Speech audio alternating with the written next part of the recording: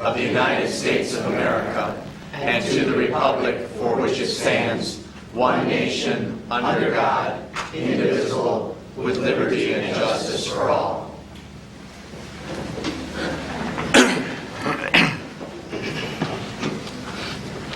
Okay, we have an agenda in front of us tonight. Do we have any changes to the agenda? Actually, I have I want to move the proclamation for the 20th anniversary to the under new business. Is there any other changes to the agenda? Mayor, I'd like to add Legislative Day at Michigan Roundtable for Diversity and Inclusion up at Lansing 2 weeks ago, where we discussed anti-bullying and discrimination issues. Any other discussion items? I'd also like to add under new business, item 1188, which would be a proclamation recognizing 40 years of service by Diane Hill, our city clerk. You can smile now. Okay. And I'd actually like to present that proclamation to you now. Oh my God. So why don't you come forward?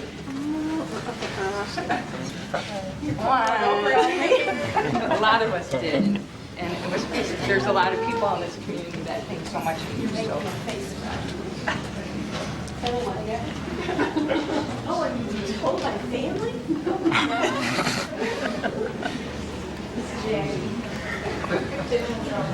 Where's the mic? Wow. Wow, everybody came. Wow. Yes. Oh my gosh. So, actually, I don't know if Tim can scan the audience here. Oh my gosh. If Tim can scan, can you scan the audience? So this is friends and family and fellow coworkers for our amazing, absolutely wonderful, incredible city clerk, Diane Hill.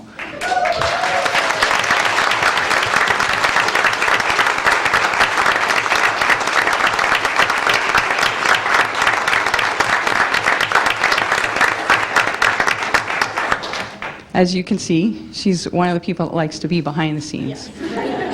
But as all of you also know, that the people that are behind the scenes are the ones that make the people in the front look good, right? If you didn't have somebody like Diane Hill covering you in all different levels, you'd be in big trouble. And I think it's just I know we have our Judge Shelton, who's a former mayor, would like to come and say a few words. I just wanted to, most importantly, we have a proclamation, and former Mayor Pat Little, I think you guys should please come up here and say a few words.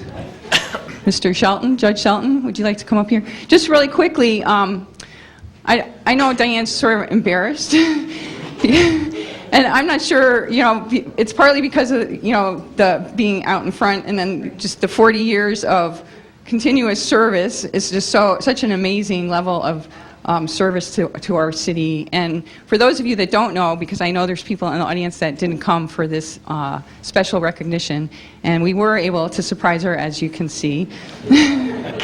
So Diane started in kindergarten as working as our city clerk, and I'm just going to do we did a proclamation, and I'd like to read it, and then we have two former mayors here that also spent many years with Diane by their side. And I don't know if Todd also would like to say something, but really, like I said earlier, the reason that we have a great city that's forward-thinking and hardworking is because of our employees, and Diane's one of the leaders of all our employees, and she has been for a very long time. And not only is she recognized in our city by our city council and our city staff, she's also recognized in our county with the clerks in the other municipalities. We're usually one of the first to get our ballots in, our votes in. She's one of the first to review the ballots when they first get printed, and she's usually the first to catch the mistakes. I mean, she's the first on pretty much everything. So we're very, very fortunate to have someone of this caliber, not only in our midst, but also in our midst for 40 years. So I would like to read the proclamation, and then I know that, like I said, the former elected officials, the former mayors would like to say a few words, and of course, if there's any council members or our esteemed city attorney of 50 years, might have a few words. And then we're going to have a little party. So letter of recognition for 40 years of service, whereas Diane S. Heber Hill started working on June 14, 1971, for the City of Saline in the Clerk Treasurer's Office, performing various duties, including water billing, accounting, payroll, voter registration, recording secretary to the Planning Commission and to the Saline Area Fire Department. And whereas in 1975, Diane Hill was promoted to Deputy City Clerk and to City Clerk in 1988, and whereas Diane Hill is a member of the Washtenaw County Municipal Clerks Association, where she served as president from 2002 to 2005, is a member of the International Institute of Municipal Clerks, achieved certified municipal clerk status in 1994, served on the Washtenaw County Election Scheduling Commission from 1999 to 2002, and whereas Diane Hill served on the City of Saline Management Team in 1994 and 1998, graduate of the 2001 Saline Leadership Class, and has acted as confidant to many people and has become a mentor and trusted advisor to fellow employees, and whereas Diane Hill has volunteered her time for several years at the Saline Celtic Festival and at the Picnic in the Park, and whereas Diane Hill has been a dedicated employee for 40 years and has displayed the highest example of character, ethics, morals, and unselfish services, and has earned the admiration of those with whom she has come into contact and the affection of her fellow public servants who are proud to call her friend. And whereas the citizens of the City of Saline have been most fortunate to have a person of Diane Hill's capabilities, knowledge, and dedication serving the city, now therefore be it resolved that I, Gretchen Driscoll, Mayor of the City of Saline, on behalf of the Saline City Council and all the citizens of the City of Saline and all the city employees that are here to support you, and thank you for your service. We express to Diane Hill our deepest gratitude for her countless contributions and exemplary service to our community, and applaud her for the accomplishment of serving the City of Saline and its citizenry for 40 years. Congratulations.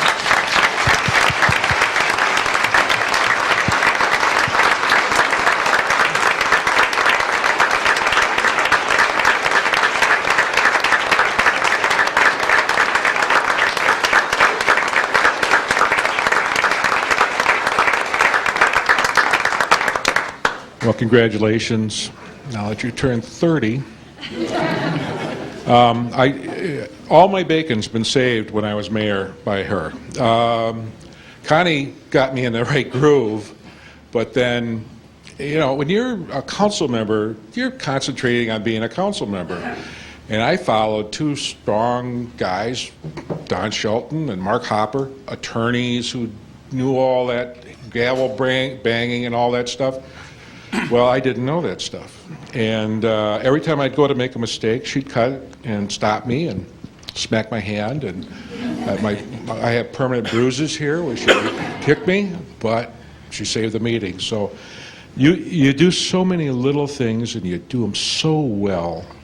You are just a tremendous asset to the city.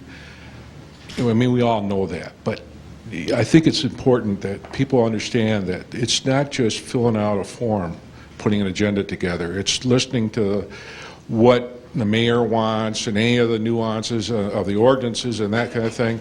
A lot of research, and she just does it like no big deal. She just piles of paper and they just go down and then you have a council meeting. So you've been a great asset to me. You were really a big help. You were it. So I thank you. Yeah.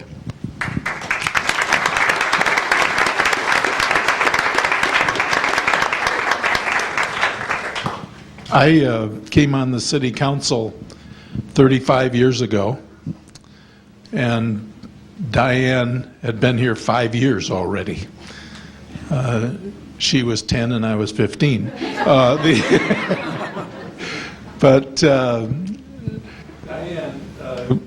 did I go up? There we go. Diane actually came here straight out of high school on the recommendation of the co-op teacher from Saline High School.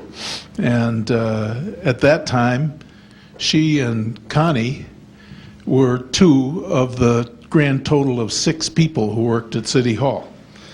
And at that, City Hall was in the bank building that is now where the Brecken Grill is for that period of time. And so when you have 6 people, everyone does everything.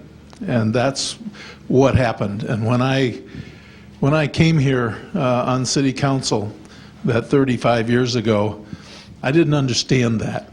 I didn't understand one of the most important things that I came to learn in the next several years that I was on the council.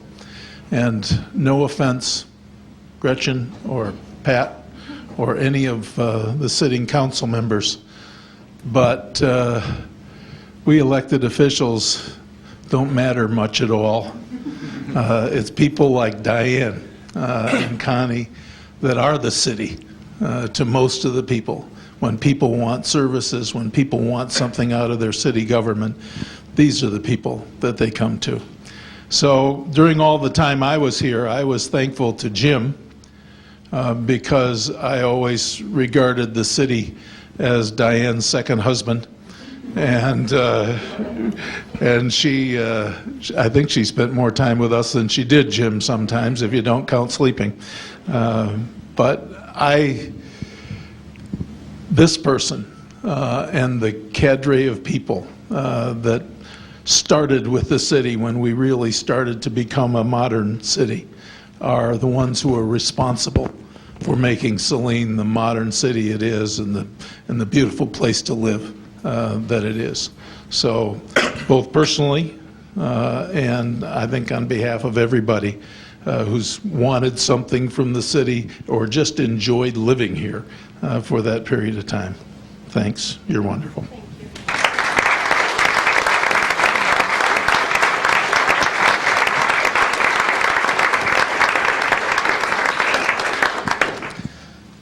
Well, from one staff member to another, all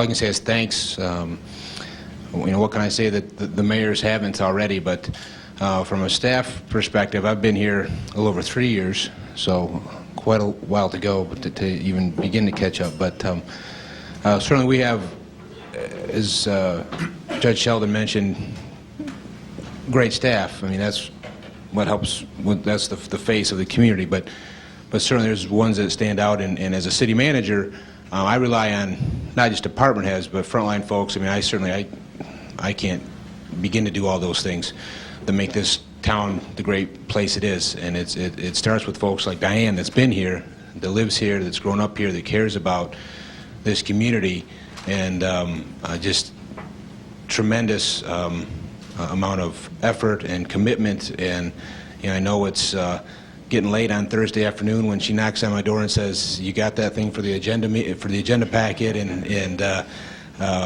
But also very forgiving and very willing to listen. And that's, I have a weekly staff meeting and count on all my department heads to help come up with, resolve issues and come up with answers for things or whatever. And whenever we're talking on something, I always know, I do, there's certain folks that you just look to, right? And I always know if there's a certain look on Diane's face that I better ask her specifically, what point is she wanting to make, or what does she have to add? And sometimes I'll even go in after the meeting and say, well, let's follow up and let's talk about that. Or she'll even come into my office and say, hey, I just want to let you know. And so I certainly, we all here are certainly indebted to your commitment to this community and to this organization. So I just want to say thank you very much.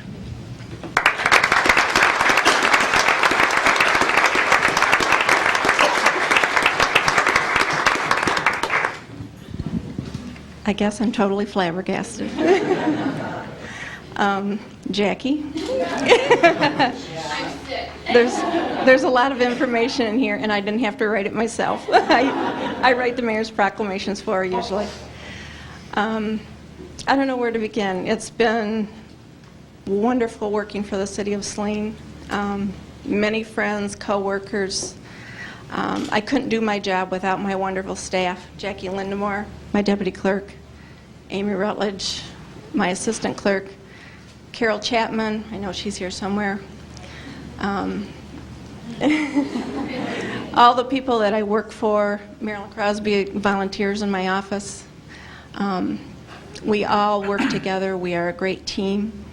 And I couldn't have done it all these years without them. There's been lots of times where you want to walk away and you're mad, but you love your job, and I love what I do. I need to thank the community for allowing me to do this job for 40 years. I plan to be here for a little while longer.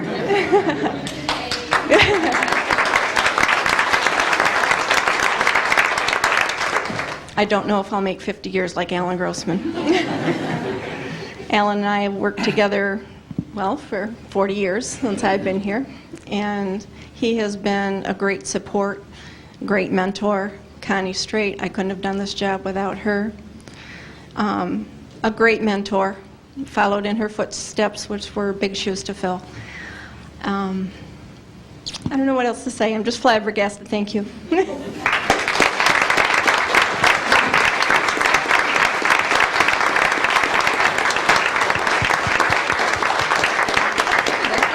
She's still saying how surprised she is. I think that's a good thing because she knows everything about everything, right? Doesn't all the staff agree that she always knows? She's the one that knows. So it's a hard thing to surprise Diane. So congratulations to all the employees for doing such a good job. My husband even asked me if I had a meeting tonight. Yeah, you had to ask. I had to ask. I knew it. Thank you, everyone. I really appreciate it.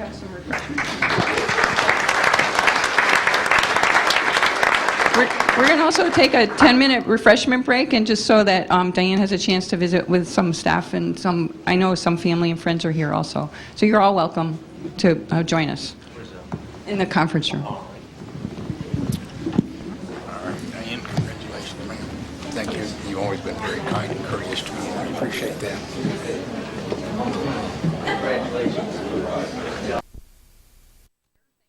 Celebrating with us.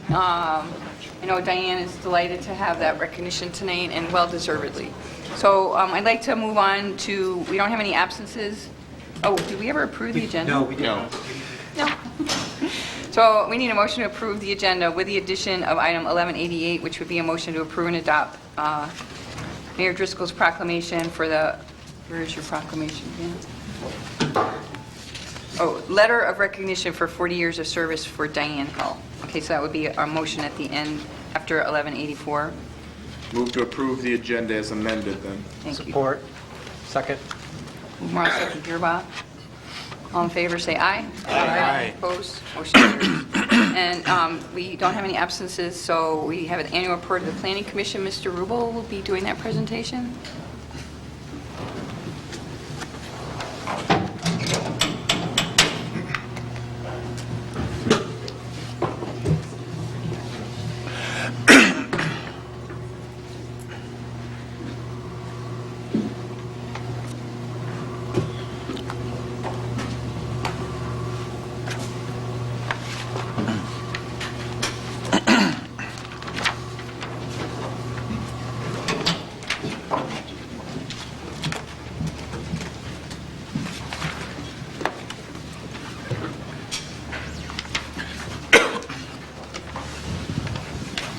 I'm going to attempt to do this from here so I don't block the view of any of the people in the audience.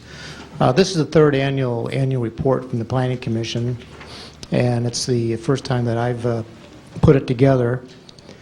Prior ones were put together by Jeff Fordyce and Cheryl Heft, who was the past chairman of the Planning Commission. This summary involves the activities of January through December of 2010. The current Planning Commission chairman is Scott Lem, who was the vice chairman in 2010. And the members are represented there on our Planning Commission, all devoted members who work very well together and work very conscientiously in their considerations of all matters that come before the Planning Commission. Last year was not a stringent year as far as agenda is concerned or complexity, but still there's mounting challenges with the projects that are put forth. Members of the Planning Commission include Mayor Gretchen Driscoll from the City Council, together with Glenn Law from the City Council. And the other commission members are citizen volunteers, and there is one staff representative, and that's Deputy Chief Jack Seal. The Planning Commission Secretary is Jacqueline Lindemore, who is also the Deputy City Clerk. And I serve as a staff liaison and prepare the reports and other items that have to come before the Planning Commission. This is budget presentation for the Planning Commission. It's broken down only into 4 areas, although some of the line items are combined. And you can see the Planning Commission operates on a fairly low budget, fairly conservative budget. The professional services deal with the hiring of the planner and any services we might need in regarding legal opinion or any ordinance preparation. And the rest are supplies and some miscellaneous work. The largest project to appear before the Planning Commission was the approval of Phase 3 of Sharon Trier, which is creates automotive trim packages. They're located on Beach Court. The company, Schoncheck Incorporated, provided the color rendering, which you see there in the upper left corner, which was used at the Planning Commission meeting to show what the project would look like. And then the photograph in the lower left, excuse me, the lower right corner, shows a progress picture of a couple weeks ago for the 32,700 square foot warehouse addition.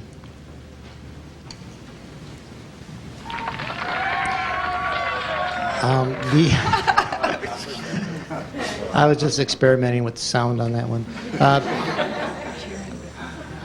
One of the most famous projects, of course, we've had in the last couple of years was the proposed marketplace and lofts at 147 West Michigan, which was eventually purchased by the contractors, or several of the contractors, and they are in a mode of rehabilitation. Here they're putting in a part of the storm drain to help drain the area. Hopefully get it topsoiled and seeded soon. Oops. It's not supposed to do that again. Oh well, it's not going to move. There we go. There are site plans that, for some reason, didn't get underway. So after a year's period, we consider an extension of their site plan. So 2 of the site plans that were extended in 2010 are represented here. The Paddle Pop site plan is at 1200 Woodland Drive. The site plan pictured is the Clean Getaway Car Wash, which apparently looks completed, but the owner has never completed the interior so that it would open for a business. There were a few site plan amendments, this slide and the next slide. St. Andrew Church revised their site plan for a new water and sewer plan. The original site plan, or the education wing, the Family Formation Center, was approved the year prior, but they came back with an amendment for a better water main and sewer plan. Sun Engineering, who purchased the R&B property uptown at 108 East Henry Street, or 118 East Michigan Avenue, also owns the lot on East Henry Street, and they obtained an approval for a truck drive and maneuvering area, which currently is not built. The one project that was approved and built as an amendment was a small storage addition to CarQuest Auto Parts on North Ann Arbor Street. 3 other site plan amendments. Torwood Condominiums revised their landscape plan along Austin Road, and you can see where part of that has been installed, and some more plantings are planned in the next month, I believe. Dan's Downtown Tavern received a site plan amendment for an outdoor cafe in the alley that he actually owns behind 103 East Michigan Avenue. Flat Out Bread Company, which is also located on Woodland Drive East, received an approval of the addition of 2 silos shown here, these 2 short silos, and that's to store wheat flour for making flat out bread, and I believe they make some flat out chips now also. Okay, shouldn't do that. 2 other site plan amendments. Ace Hardware, which is located at the Oaks, they obtained approval for a 1,300 square foot outside product sales area. And Associated Spring, which is pictured here, received approval of a 1,440 square foot temporary office building, which is located in their southerly employee parking lot, just off of Barnes Court and North Industrial Drive.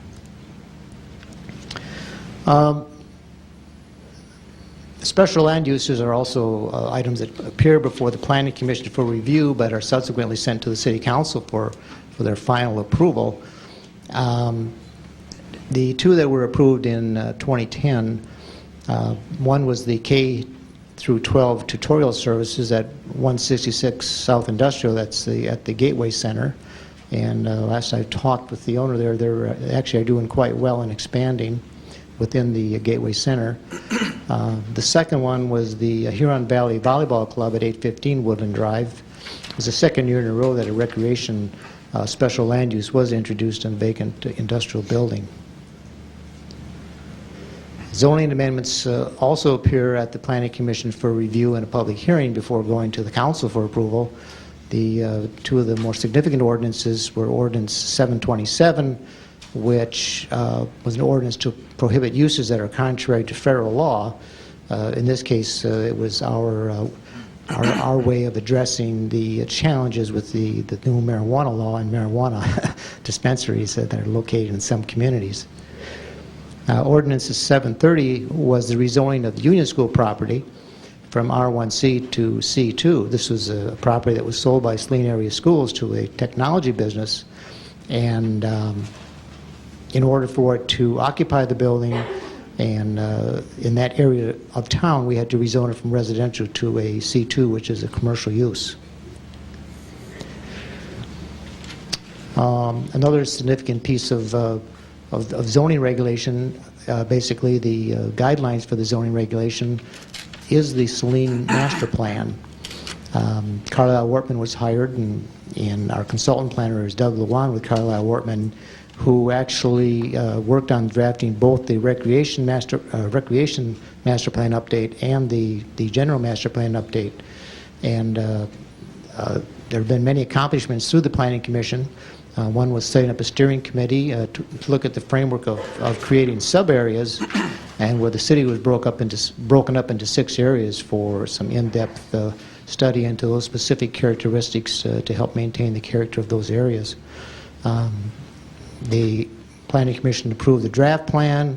Eventually, a public hearing was conducted on April 13th, and on May 16th of this year, the City Council approved the master plan.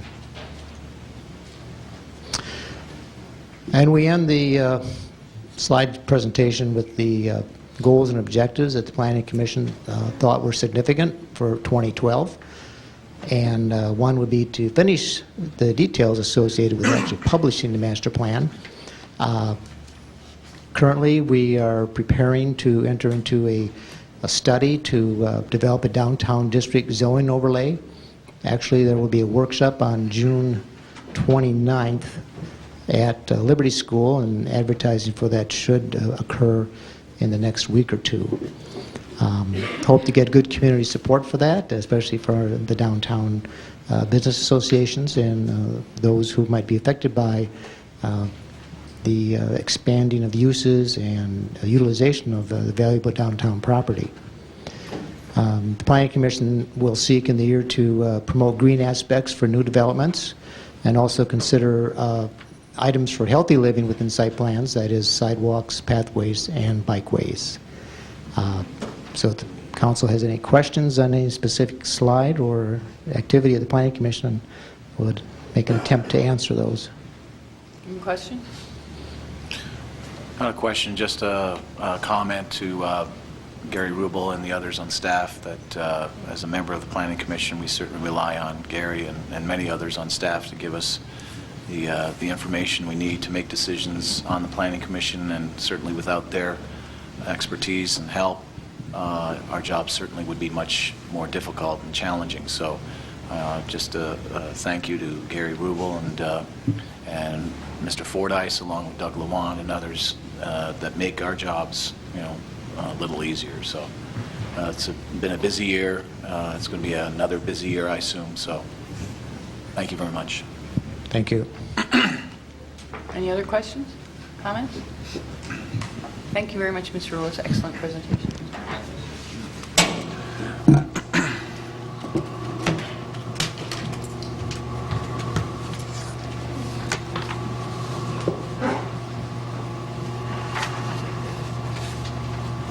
Nancy Rhodes is here to talk about labyrinths in the community. Yes, please. This one's on. My name is Nancy Rhodes, and I live at 709 Wood Creek Circle, Saline, Michigan. And I am a labyrinth facilitator. And in this wonderful community of Saline, we have 3 beautiful labyrinths that are pretty much sorely underutilized. And many of you may or may not know where the labyrinths are. There's a 12-circuit stone labyrinth behind St. Joe's Hospital that was built from the monies from the Carl Schrank Foundation. There's also one behind St. Paul United Church of Christ, and there's, also one in the community gardens. Walking a labyrinth is a very calming walking meditation, and it's good for our health, it's good for our community. There's lots of things you can do on the labyrinth when you walk it. And my goal is to make Saline a labyrinth walking community in the next few years and make people aware of these, wonderful spiritual tools that help us in our lives that people have built in these 3 areas. And so I hope that that we can do that in the next few years. Thank you. Thank you. Do you have a website or some kind of contact? I don't have a website. Hopefully I will be developing one soon. There's information about the labyrinth behind the one at St. Joe's. And we had a Worldwide Labyrinth Day walk there in May. And we hope to be having some more. I will be giving a talk at St. Joe's on June 16th at their luncheon and community building there. So. Maybe you could do one at the library, too, like a talk. Yes, I'd be glad to do that, too. Great. Thank you. Thank you for coming. And I was remiss when we were talking about the agenda. We have a special guest, our state rep, Mark Ouimet, is here to talk about Lansing and what's going on. Thank you for your time, and sorry it's a later start for our meeting. Oh, that's quite all right. Anytime you can start a meeting with a celebration, and that's a great meeting. Mark Ouimet, 52nd District State Representative, and I just wanted to take a moment of your time to, certainly if I could answer any questions y'all might have, but to let you know that your state budget this year was balanced on time, 5 months ahead of last year. It was balanced with no one-time gimmicks, that it was balanced on money coming in as money going out. And we are in the process, because of this, at looking at our bond rating for a rating increase. Excuse me. I think I have blue teeth from the cake, which was quite good, by the way. But I think without question that it has brought challenges to both our governmental units as well as our school districts. And this is something that we're going to continue to work through to make sure that we can do the best possible job of listening to our constituent base and trying to, as the budget is implemented, to make sure the next time around that as revenues that we hope will be increasing will be able to be put to areas that will benefit everyone. With that, I'd be happy to answer any questions. Sorry, with you, Mayor. Sure. Anybody have any questions? Mr. Yerba. Could you give a standing on what's happening with the anti-bullying bill in the House? I believe it's still in committee. I have not seen it through the to go to the floor yet, so I don't know it's where it's at. I know everything was just put on hold because of the budget. Okay. But we can certainly find out and let you know. Appreciate that. And you know my pet, economic development tools? Oh, yes. We've talked a few times. Yes, just a few.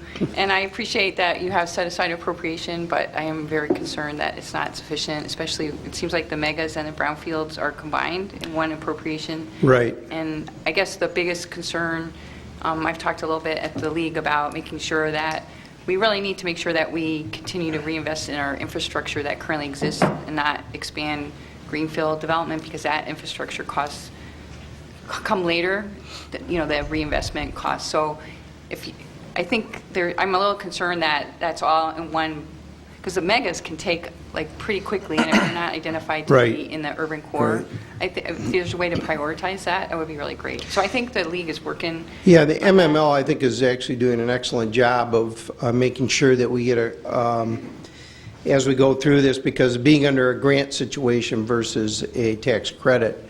And I think everybody is looking at how is that grant situation going to work versus a true tax credit. And so I think the Treasurer's Office is paying very close attention to that. So just if we get more points for megas that are in the urban core. Yeah, there you go. One more time. I'm sorry. No. More questions. I know you already know that, but Yeah. okay. Any other council members have any questions? City Manager? Thanks. Okay. Okay, thank you coming. very much for your time. I appreciate it. Thanks for coming tonight. You bet. Glad you enjoyed the cake. We can't always promise you that we'll have cake at every meeting you come to, but we'll do our best. Well, I would appreciate that. Okay, thank you for coming. At this point on the agenda, we have citizen comments on agenda items. Under the Open Meetings Act, any citizen may come forward at this time and make comment or question on items that appear on this agenda.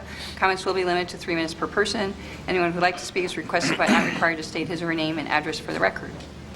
Mary Hess, 600 Canterbury, and we're talking about sidewalks, and we're talking about enjoying sidewalks. And I think this is my 9th or 11th time here talking about sidewalks beside Brecken Grill. That is not, it is a 36-inch pathway.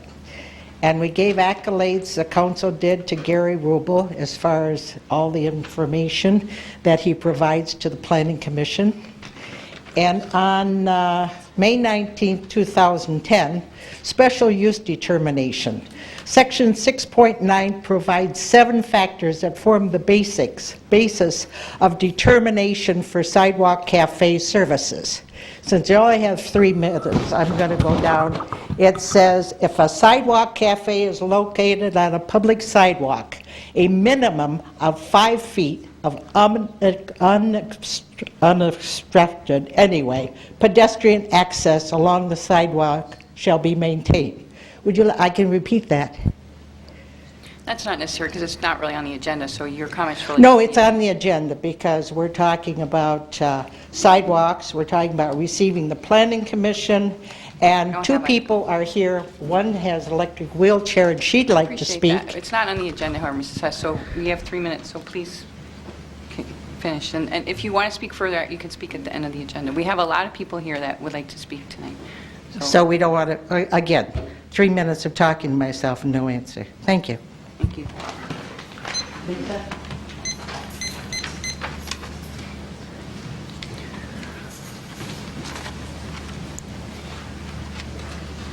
I'm Lisa Garrison, 475 North Maple. The Brecken Grill sidewalk needs to be handicapped at all times with the ADA law. Thank you.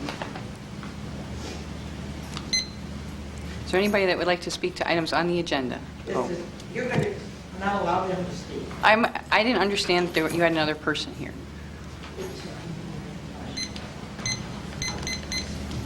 Jean Proctor. I visit Mary quite often. She's my sister. And we went down to the ice cream store and really had a problem with the sidewalk. In fact, all if it hadn't been for my cane, I probably would have tripped. I'm a little bit concerned about it's so many times they don't put a traffic light up until someone's killed or there's a bad accident. And I'm afraid that there's a possibility that nothing will be done about this unless someone gets hurt and the city gets sued. It's interesting that you had in your planning. It's for walkable downtown, and it really isn't. Thank you.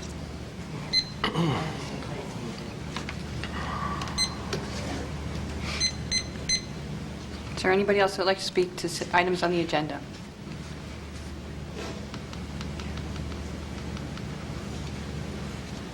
My name is Kelsey Kais. I live here in Saline.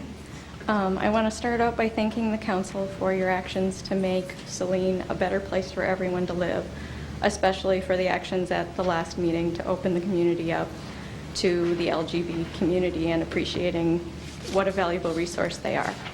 I have friends and family who are members of the LGBT community, and I know the struggles that each of them have faced. The discrimination against this community is very real. When my husband and I moved to Saline, we met a very lovely pair of young women who lived together. Even though they were a couple, they never said so or referred to each other as partner until they got to know people very well. They mainly kept to themselves and largely stayed indoors. They did spend a lot of time working on their house, fixing it up, and improving a house that had been badly neglected. They stayed inside and avoided getting to know most of the people in the community, according to them, to avoid what they called further trouble. These lovely creative women no longer live in our community. They moved out of state to another community that they hoped would be more open to them. So I thank you very much for your actions to make other people like these two beautiful women feel accepted here. Thank you. Thank you.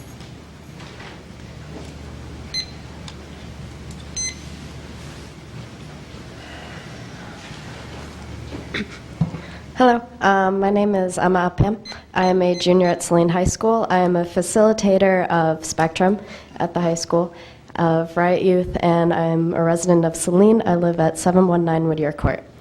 I haven't always felt safe in this small city. It is the little things that have helped me grow to appreciate and love this city. The little things add up, and so far have made a huge difference in my feeling safe here as an out queer youth. Even a few months ago, I would have thought it impossible that Day of Silence be recognized by City Council in the city of Saline, that June be declared Gay Pride Month, and that the council take part in the Michigan Roundtable for Diversity and Inclusion to help make this a safe and inclusive place. Safe and inclusive place for, oh no, I lost my spot.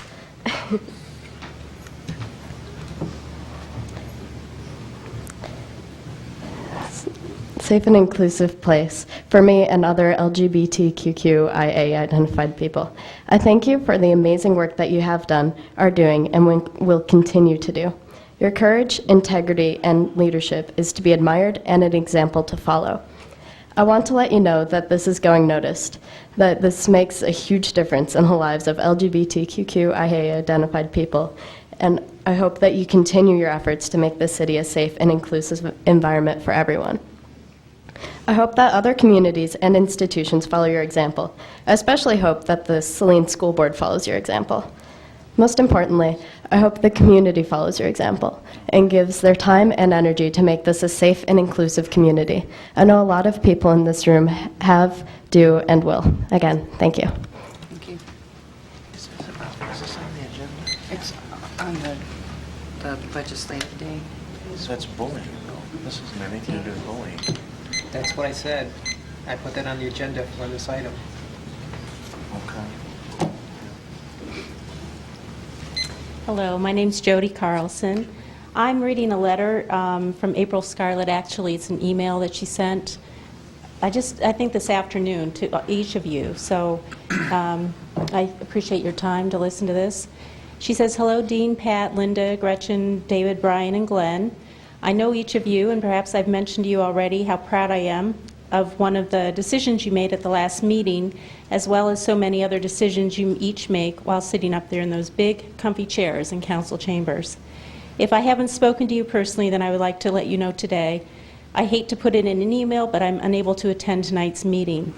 At the last City Council meeting, you voted unanimously to acknowledge June to be recognized as LGBT Pride Month in Saline.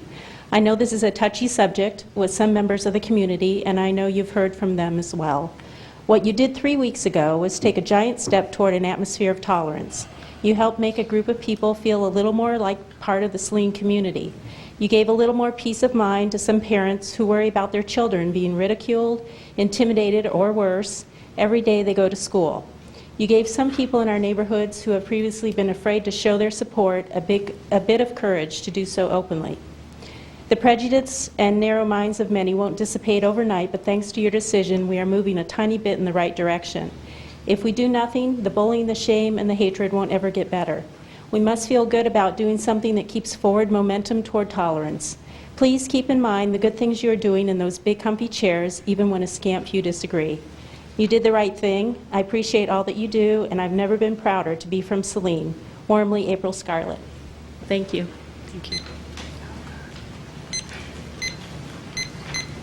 Mayor, with due respect, I'd like to know what part of the agenda, and I It agree was with added what under they're saying. discussion. It was added under discussion by Mr. Oh, Giroux. it was added for discussion.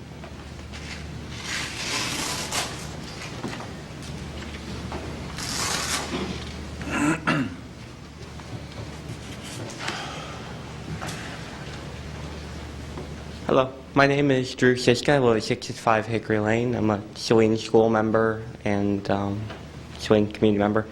I'd just first like to say that I really applaud the Saline City Council for attending the Michigan Roundtable for Diversity and Inclusion and recognizing June as LGBT Pride Month.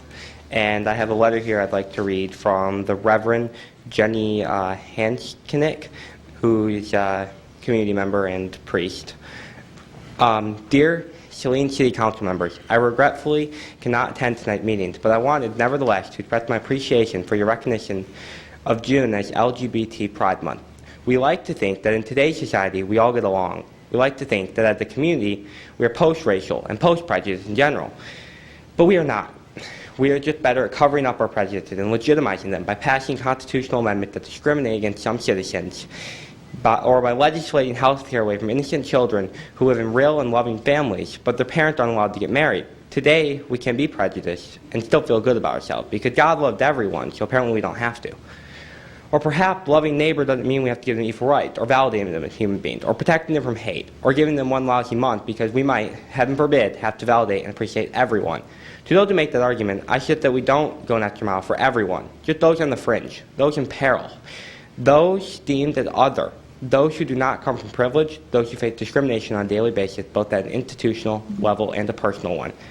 You took a courageous stand against prejudice, and I applaud your decision to do so, because Saline, as lovely as it is not post-prejudice as much as its citizenry would like to believe that it is. As a priest, I understand how difficult it is to change a culture, but where discrimination is involved, there is a social and moral responsibility to break the silence, end the isolation, and change the narrative. The model of social change comes from David Corton's book, The Great Turning, which is about the environment, but I think it applies here as well. Thank you for breaking the silence. Peace. Thank you. Thank you.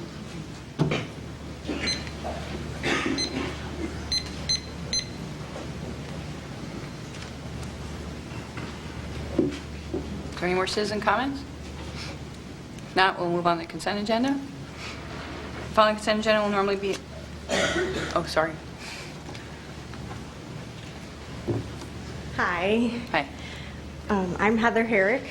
This is Sarah Zilka and our family, one in the back.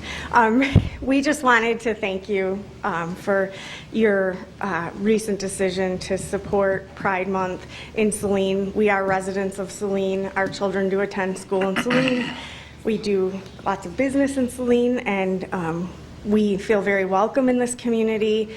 We love our neighbors and our church here in Saline, and we think that it's really important that the city took this stand to let everyone know that they're welcome here and that they are supported in any way. And I think that it's an important move in this day and age, and we just wanted to come and let you know that we do appreciate it, and it makes us feel good to know that we live in a city that supports our family as well. Thank you. Thank you. Ma'am, I have a question. I don't know if I can follow in now because it's on that same topic. Sure. Or if I need to wait until the end. You can speak now because it's on the agenda now. Mine will be about 30 seconds. You have 3 minutes. I'll drag out my 30 seconds. First off, I've never spoken in front of a council before. My knees are shaking and I am scared. Oh, but it's okay. So, I'm here to comment on the recent decision by the council to make June the month to celebrate, as the article calls it, the community of the lesbians and gays. I don't know why any lifestyle should be celebrated. But since you have made that decision, then I'm asking, what month are you going to celebrate Proud to be Straight? Still for all, you shouldn't celebrate one group and not celebrate the other. I mean, think about it. Now that isn't even fair, now is it? Saline, along with several other small farming sister communities, has always been conservative. It sounds like liberal Ann Arbor is having an influence on our Saline. May God help us. And yes, I said, may God help us. What is the point? If people choose to live the gay lifestyle, that's their choice. But why do we need a month or even one day to celebrate their way of living? It doesn't make any sense. And again, I say, may God help us. Thank you.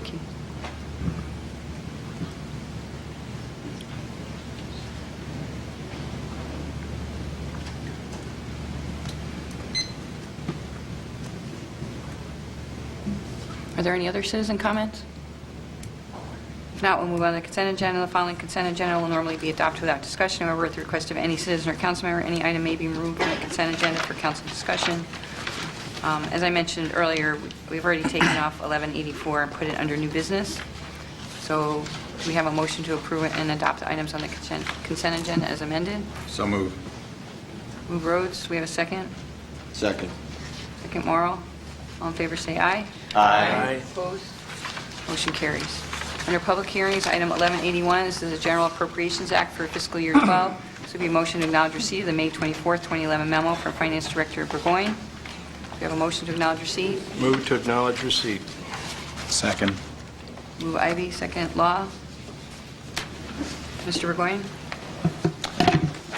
This Appropriations Act was duly advertised, and this public hearing is the proper process to adopt the annual budget. The budget presented to you is a balanced budget. It's at the same tax rate as the preceding half dozen years.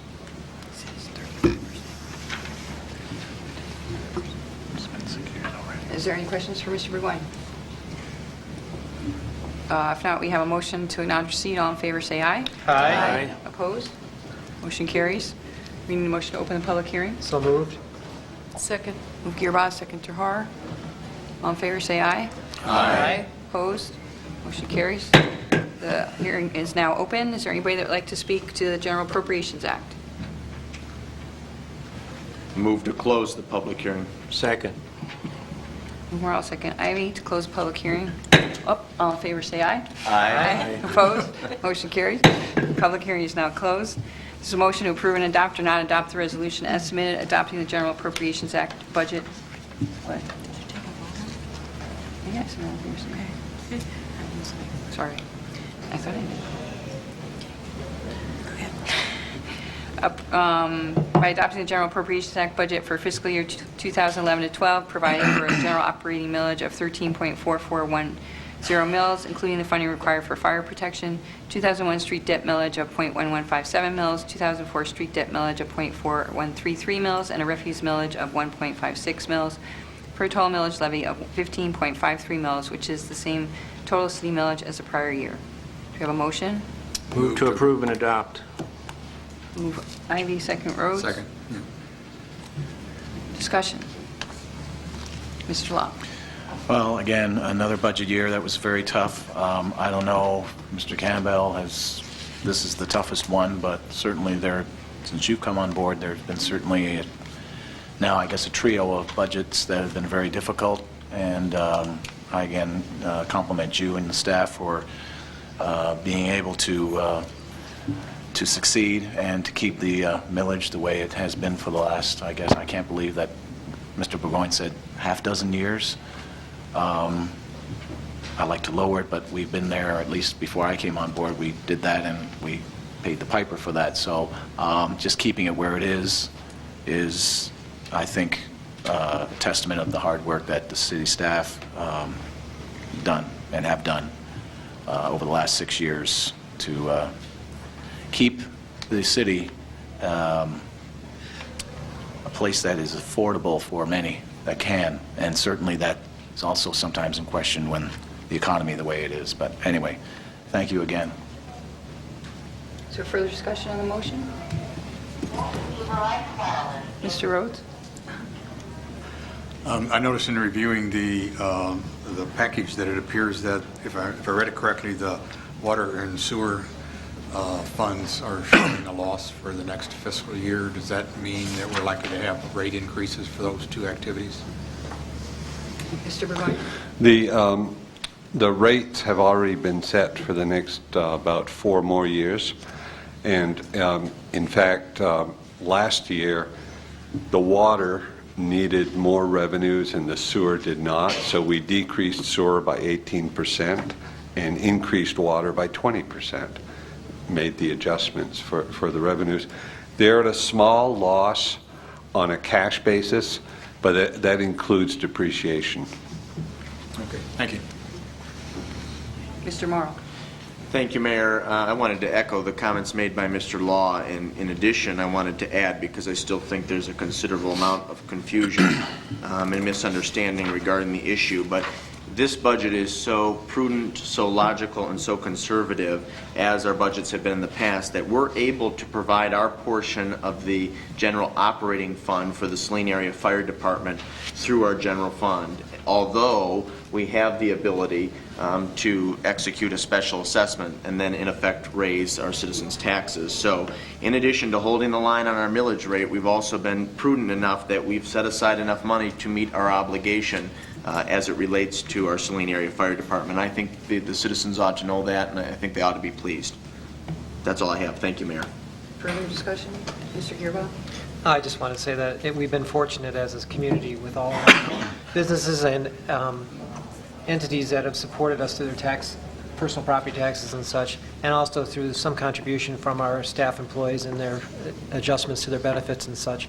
It's been a difficult year. I believe next year we're probably going to face additional hardships depending on how the state decides what things are going to be changed and what's going to happen with tax revenue.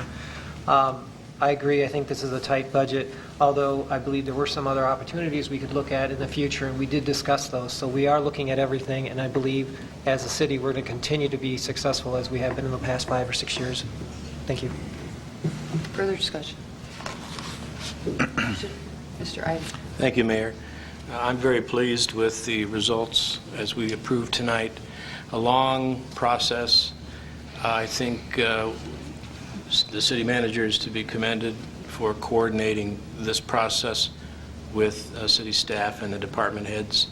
And a lot of decisions, a lot of time, a lot of careful consideration went into this.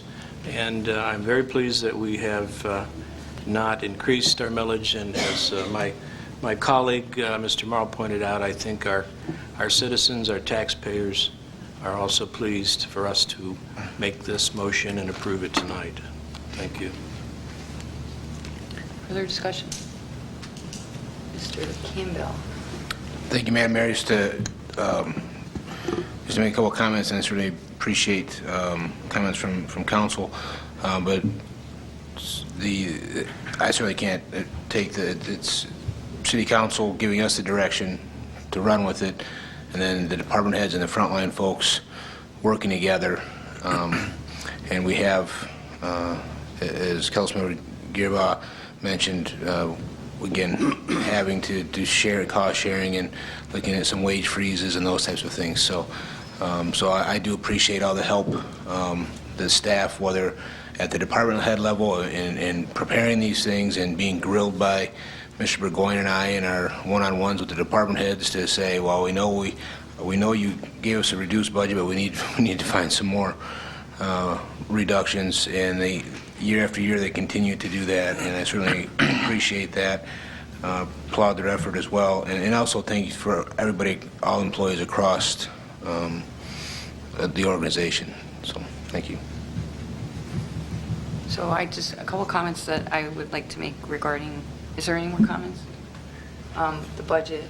One, to get to the place we're at today required layoffs in previous years, not replacing positions, a wage freeze, continual review of our benefits, providing medical health savings accounts, and changing our defined contribution. So to defined contribution, I mean, all these things we've been working on since before actually even you started, Mr. Campbell, but you've really been very good at implementing a lot of the programs that we've been trying to get to keep dealing with this economy and then the shift that's going on in Lansing, which I really appreciate our state rep coming and talking about today. I will say that we are holding the line, barely, and I hear there's a lot of talk about eliminating personal property tax in the fall, which is 20% of our budget. So we're not out of the woods, and I think that everybody in this audience needs to know that we are continually getting, anything that, wherever there's an option here, we don't have any options. We're very restricted with how we can generate revenue locally, and it's very difficult, and we're running out of options, really. So I appreciate everything. It has been a long road to get to this place. I'm still concerned that this next year is going to be really difficult. The good news is we have growing businesses, which means we have new revenue, hopefully, that they don't eliminate the personal property tax, or they are talking about, if they get rid of it, replacing it, hopefully with something that's more reliable than the last time they said they would replace our revenue, because they were supposed to replace it, and they didn't do that. So ultimately, that's one reason we have some of the difficulties we have right now with our budget. So at any rate, I am very thankful to staff and to this council for the hard work they put in to get to the place we are tonight, to have a balanced budget without raising the millage. And I also would like to point out, I asked the clerk to check with Mr. Burgoyne regarding the municipal taxes on your typical annual tax bill is about 33%, about a third of what you actually pay on your home tax bill goes to the municipal services, and the rest goes to the schools, the library, community college, and other areas. So don't think all that money that you're paying is all just going to City Hall. I know like treasurer's here, and it's something people really get frustrated, and it's really something a lot of people don't understand, that it goes to many different places. It comes to the city, and then we disperse it through the treasurer's office to all the other organizations that rely on tax revenue. So just to clarify that. Any further discussion on this motion to approve and adopt? We're so excited to be here today. To approve and adopt the resolution adopting the General Appropriations Act. Is there any further discussion? All in favor say aye. Aye. Opposed? Motion carries. Under item B, we have 3 motions regarding some negotiations. We did not get wage concessions in all unions, so this is a motion regarding that. This will be a motion to acknowledge receipt of the June 2nd, 2011 memo from City Manager Campbell regarding proposed FY fiscal year 2012 budget SPOA and SSA concession responses. Do we have a motion? Move to acknowledge receipt. Move Morrow. Second? Second. Second Rhodes. Mr. Campbell. Thank you, Madam Mayor. As I just referenced about wage freezes, and you all may recall, we actually went to the non-union and all the bargaining units this past November, December, when we got our new, most recent health insurance premium increases. And certainly everybody made concessions in the health care again, so very appreciative of that. At that same time, I also had asked for a wage freeze concession from everybody, non-union and the Teamsters Local 214 membership agreed to that. Teamsters is slightly different for the non-union. For all of us, that also includes annual step increases or longevity payments. So freeze on those as well. And then Teamsters froze their wages, but they are able to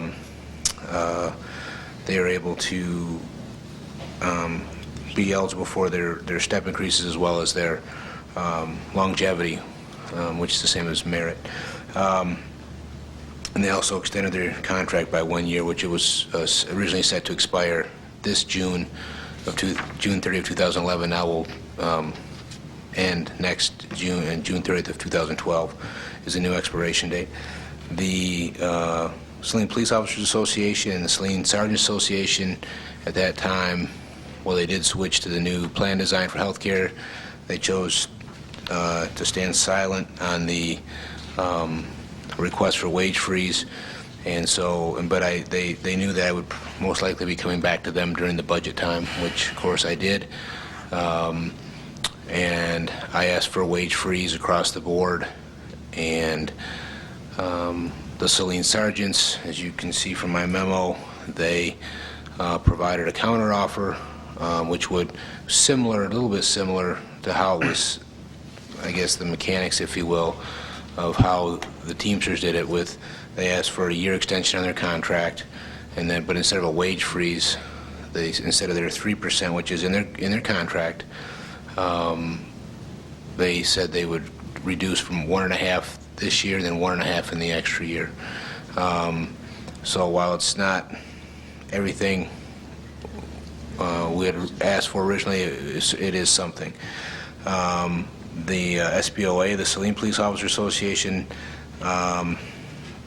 they did not agree to the request, but they also said that they were still open up for other offers. So at the City Council's direction, I did go back to them, made a counteroffer, again, with the same mechanics as the Teamsters, with wage freeze, but still eligible for steps and longevity, with a year increase. Or, I'm sorry, with a year, additional year on their contract, which instead of expiring next June 30, 2012, would expire June 30, 2013. They came back with a counter to the most recent counteroffer that I had given them, and they had asked for, amongst some other things, but the main part of it was for a 2-year extension, and so they would have and they were getting not a full wage freeze, but it would be a 1%, instead of their 3%, be a 1% the first year, which would be 2012, fiscal year 2012, at 2% in fiscal year 2013, and then the second additional year, fiscal year 2014 at 3%. But at the same time, if they also had have language in their counter proposal that says, however, if city staff gets something higher than that, then they would get that as well as if city staff were to receive a merit bonus, that they would receive the merit bonus. And they also said that they would not be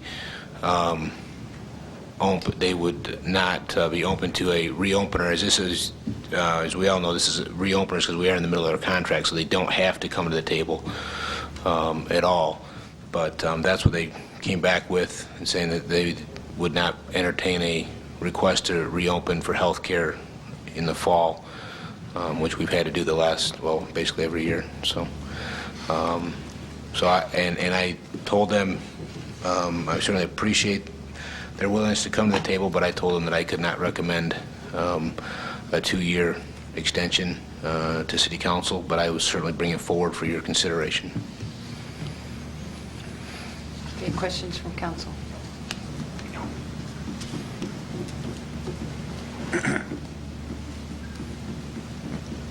No questions, no comments? Okay, thank you for your memo, Mr. Campbell. So we have a motion to acknowledge receipt of the memo. All in favor, say aye. Aye. Opposed? Motion carries.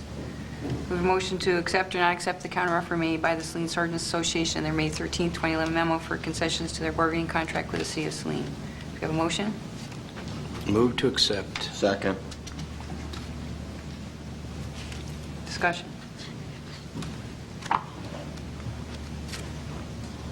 Okay, I would not vote in favor of this motion because when we did our goal setting, we said we wanted to reach parity with our unions, and if we establish this, we will not be setting parity. The Teamsters agreed to a concession, and so did staff. And I think that if they're not going to agree to that, then we should all have all the negotiations occur in the same year, which would cause this to be all the same year. So I think we need to think about, the fact that we've asked all of the employees to recognize the constraints that our community is working in. And so I personally would not vote to accept a counteroffer, but leave it as it stands, and we would be at the table next year along with Teamsters, correct, Mr. Campbell? That's correct. Because basically what we're doing by doing this is extending the lack of parity another year. Is there a further discussion? Mr. Morrow. I actually think, with no disrespect intended, Mayor, that this is a step in the right direction. And though it's not everything I would want or desire, it's progress. And I don't like extending a bargaining unit's contract any more than the next person, but I'm amenable to this. And I would additionally add that this particular motion affects 2 people, so it's not having a profound or magnanimous impact on our budget. And again, I think it's progress and a step in the right direction. That's why I seconded the motion. And with some reluctance, but I guess with not that much, I will be supporting the motion as it's currently presented. Further discussion? Do you have a question, Mr. McQueen? Yeah, it's only dissimilar to 0% and 3% by a very, very small fraction.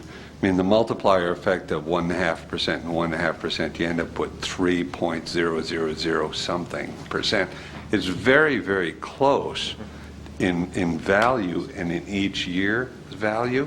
Very similar to a freeze and 3%. It's very mathematically and financially, but it's by very term, similar.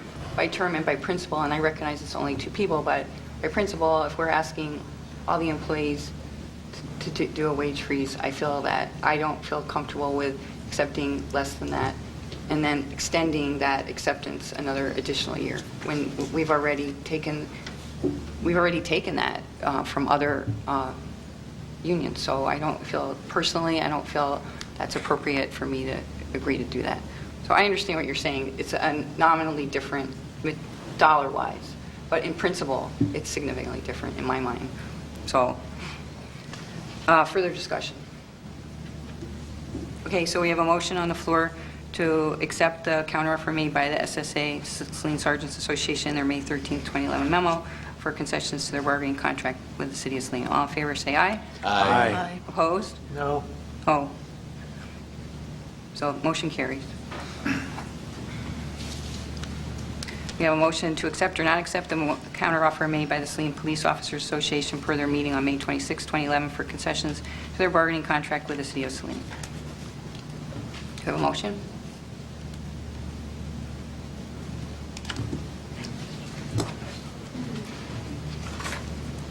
No motion? Mr. Campbell, do you need direction? I guess that would be helpful. They did in there, as you all read in their letter, their counter proposal that they still welcome other counter offers. Again, my recommendation would be that we would stop and just go to the bargaining table next year. But that's my recommendation. If that's the consensus or direction of it, or if it's different. If it's different than that, I would need direction from City Council. And if we do not do a motion, do you have direction? Yes, I believe I have direction. So if there's no motion on the floor, we'll move on to item under unfinished business. Is that correct? I actually have one quick question for Mr. Campbell, if I may. I know that the Saline Police Officers Association is well aware of what the non-union staff, I guess, has been forced to accept and what the Teamsters have agreed to. Are they aware of the offer made by the Saline Sergeants? Yes, they are. Okay. And that their awareness of that, did that come in before or after their latest offer or counter offer? I know they were in communication with the sergeants when they were working on their counter proposal. Okay. So it was taken into consideration, is my understanding. Thank you. So we have no motion, correct? Okay, we'll move on to unfinished business. Item 1131, electric vehicle charging station. This will be a motion to acknowledge the June 1st, 2011 memo from Director of Public Works Fordyce. So move. Move Rhodes, do we have a second? Second. Second to her. Discussion, Mr. Fordyce.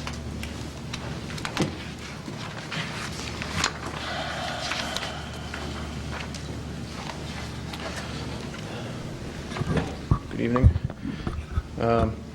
Just tried to put together some of the pertinent numbers for the electric vehicle charging station debate.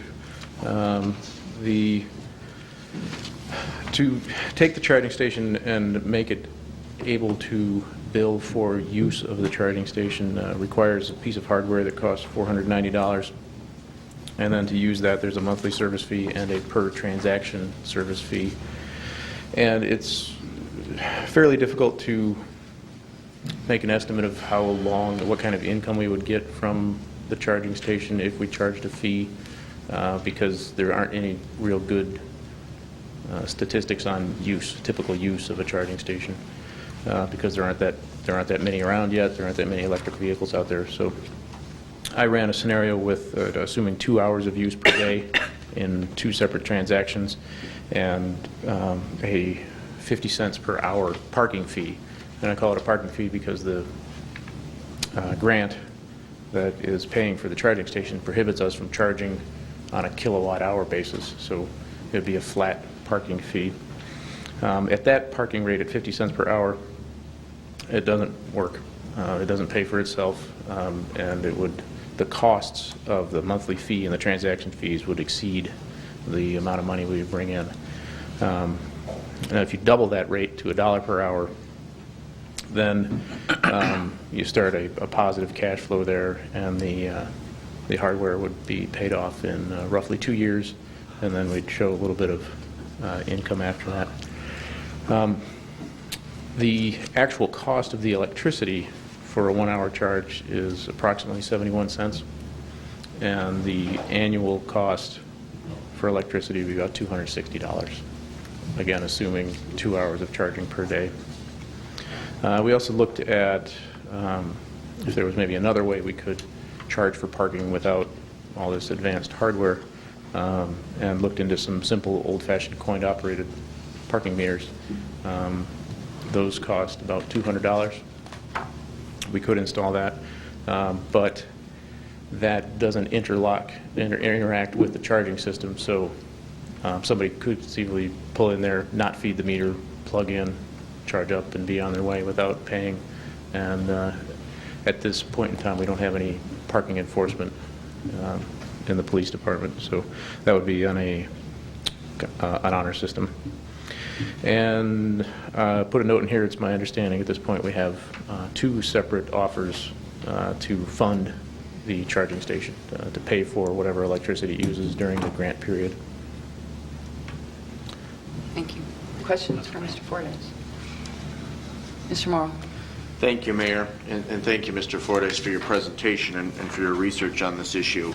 My first question relates to the fancier piece of equipment. Mm-hmm. Am I correct in saying that the city could charge any figure, any amount to utilize the charging technology for an hour's time? Yes. I mean, it doesn't have to be $1, it doesn't have to be 50 cents, it could be 75 cents, it could be correct. Anything that we deem appropriate. Yes. And then the same would also be true with the old-fashioned refurbished coin-operated parking meter?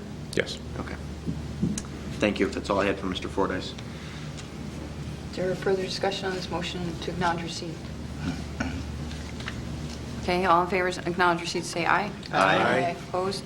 Motion carries. Our next motion is that the Saline City Council agrees to accept or not accept the offer from a citizen to reimburse the city for the electrical usage costs associated with the electric vehicle charging station for the duration of the 2-year grant from DTE, subject to the approval of the agreement by the city attorney. Do we have a motion? Move to accept. Support. Move Rhodes, second. Gearbob, to accept. Discussion. Mr. Morrow. Thank you, Mayor. As I've previously stated, and I'm not going to beat this dog to death again, I will not be voting in favor of this motion. We talked about principles tonight. I think this goes beyond principles. I think this is just a well accepted fact and premise that if you utilize a special, unique service, you should be expected to pay for it. And I believe that. And I would be amenable to exploring or pursuing either one of the two options articulated on Mr. Fordyce's memo of June 1, 2011. And as I would also add, as it relates to the refurbished coin operating parking meter, that although we don't technically have parking enforcement currently, and I'm not suggesting that our Saline police are sitting around twiddling their thumbs, because they certainly aren't. I think it's well within the realm of reason that somebody could take a look at, inspect, or monitor the charging station at least once or twice during an 8-hour shift. So I don't think that argument has a lot of merit. And again, this is a special, unique service that we're providing for our citizens. I don't object to that, but I think they should be expected to pay. Mr. Rhodes. Two comments. The first is that the wording of the motion itself probably should not say from a citizen, but should say from citizens, since that seems to be the current offer that's out there based on my understanding. And then the other comment is that Mr. Fordyce's cost estimates did not include the cost of a staff person to empty the coin meter, if we went that way, and tabulate the dollars within, whatever they might be, and accounting for it. So there's a lot of I think, hidden, I shouldn't say a lot, there's some significant, not really apparent staff costs associated with that process.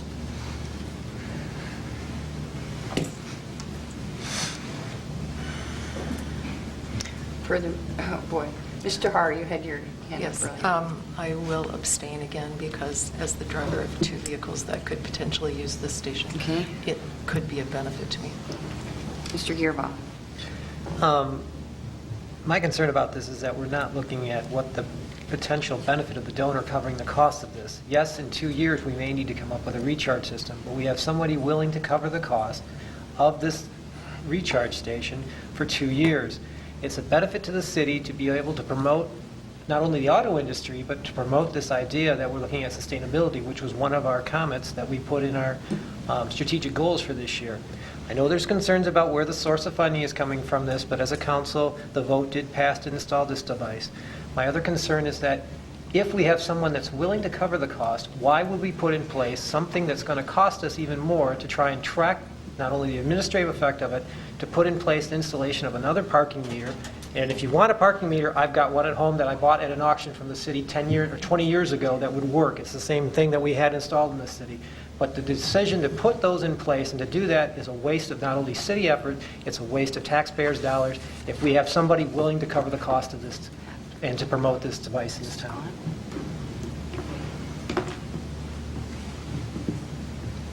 Mr. Ivey.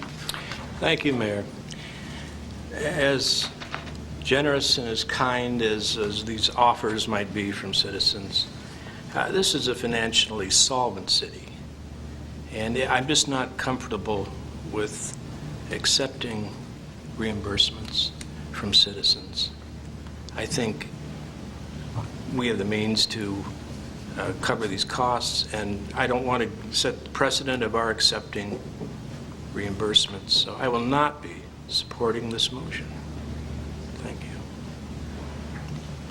Mr. Locke. No, I've said what I've said before. I'm not going to say it again.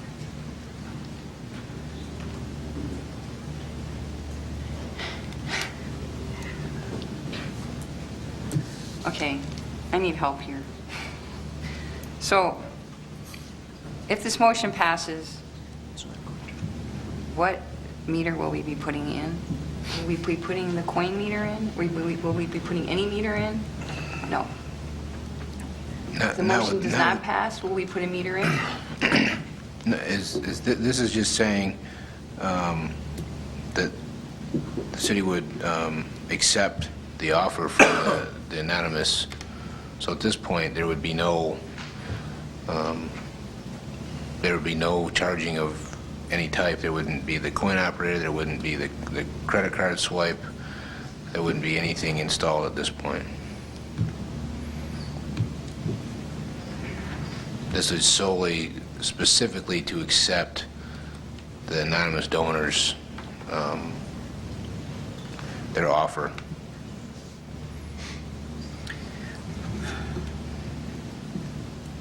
You know, we've spent more time on this subject, and for one car to charge up for 1 hour is 71 cents, and we've spent more time and money on this subject. It blows me away how much time we've spent, and it's sort of ridiculous. I will say what I said before. This is, to me, an economic development issue. There are other communities that are not charging, that are looking at this as a long-term plan and project for bringing new consumers to the community. There's an internet way to get on the internet and Google where these charging stations are in public parking lots. We've purposely chosen to put it, and actually been required also by DT as part of this grant, to put it close to where there are places for people to shop and where people can see that it's going to be there. So it's very clearly been determined that by this council that this is a good economic development project. So I think at this point in time, I'm going to vote in favor of this, and then nothing's going to happen because that's what's happening here. So that's where I see us ending up. But any further discussion on this motion to accept the offer from the citizens to reimburse the city? Mr. Campbell. He can go first. He had his hand up. Thank you. Just for clarification, you all may recall I'd asked for direction at the last meeting when this particular motion or similar motion was a 3-3 tie, and there was no action taken one way or the other. So unless council, if this motion does not pass, unless council by majority gives staff different direction, once that is installed, and I have a note to myself, I forgot, I apologize, it should be being installed very soon. But we'll check with DT and let you all know that. But the direction this City Council gave us was to install it, because that was approved, and we just won't be charging anybody anything one way or the other if this motion does not pass. But it will be put in service, and people will be able to use it. Just for clarification. Thank Just to clarify, though, that $490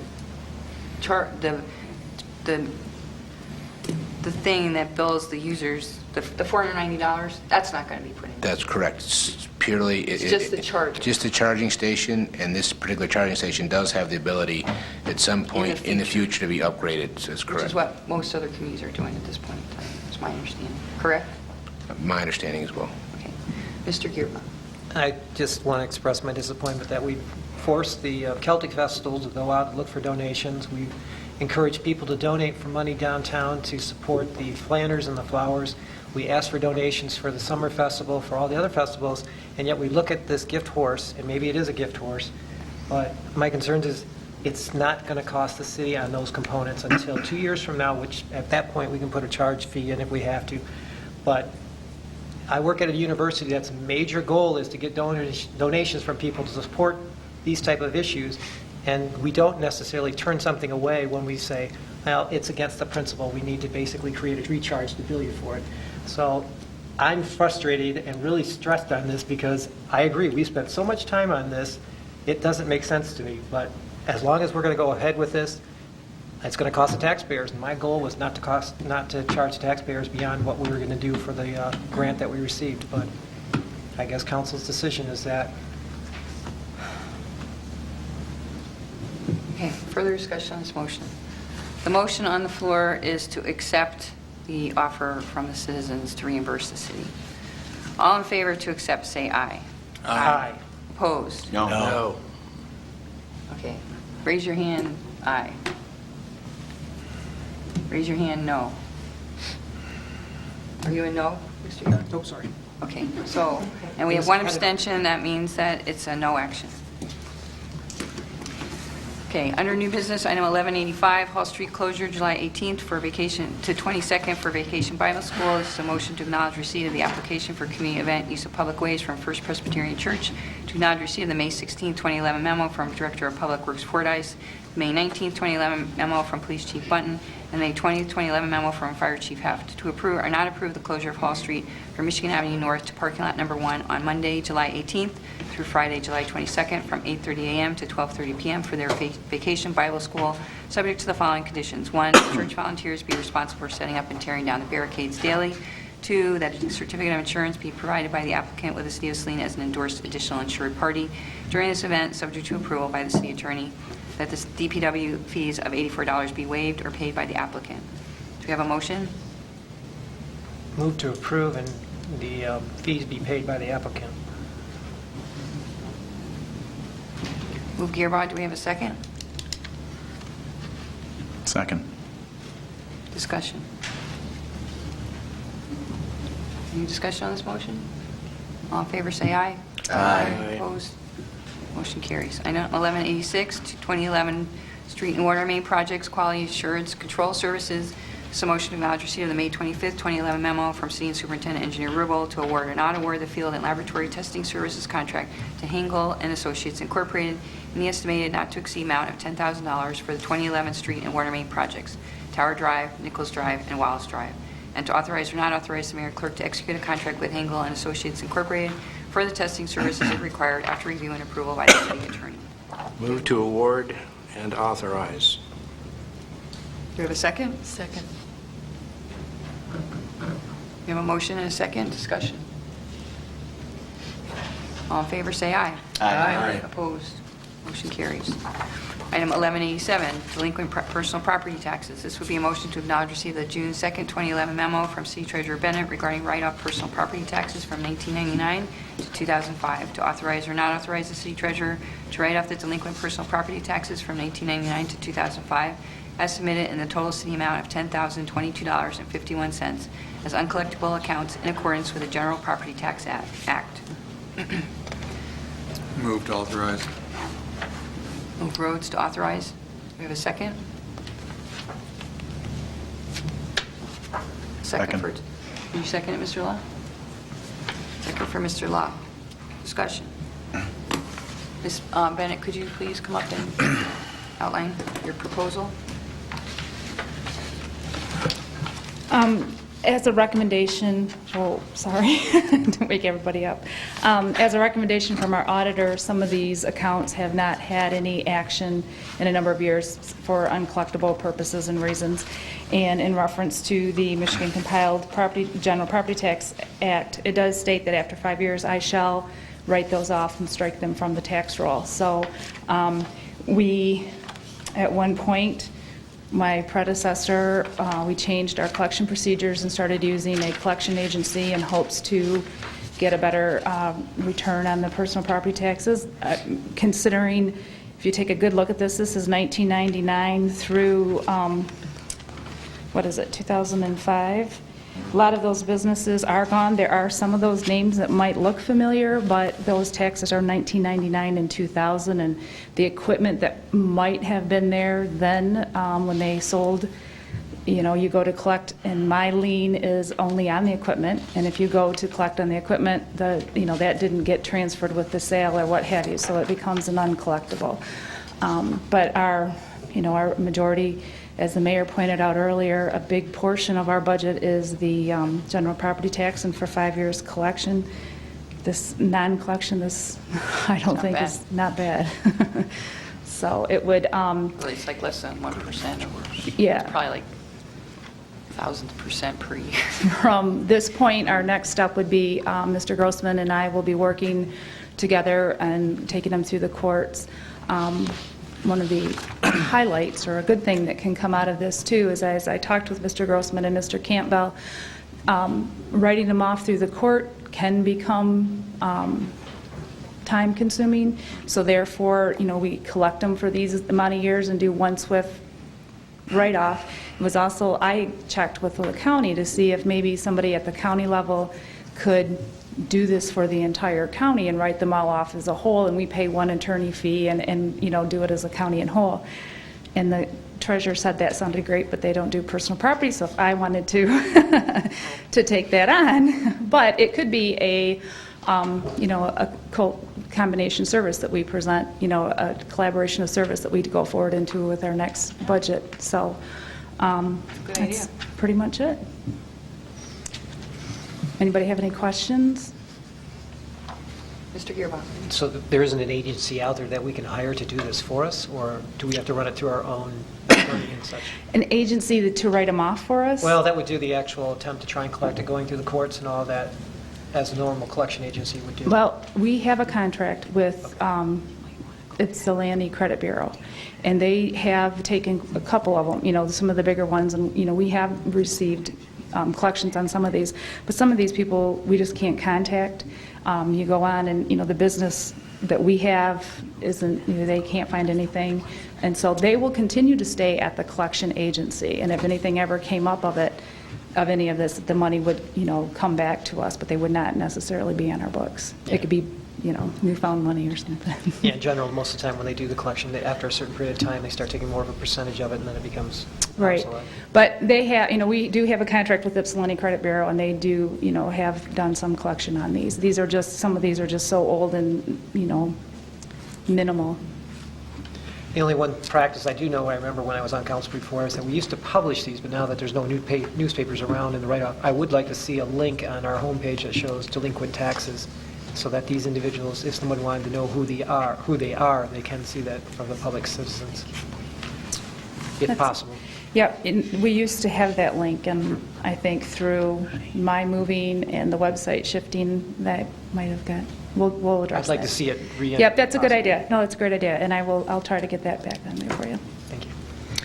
I would have one concern about doing that, though, and that is some of these businesses are still not the same business, but that same name is still here.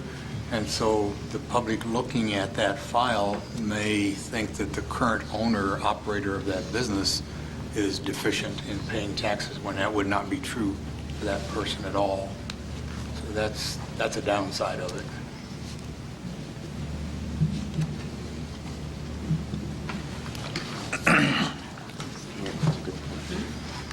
Mr. Campbell. Thank you, Madam Mayor.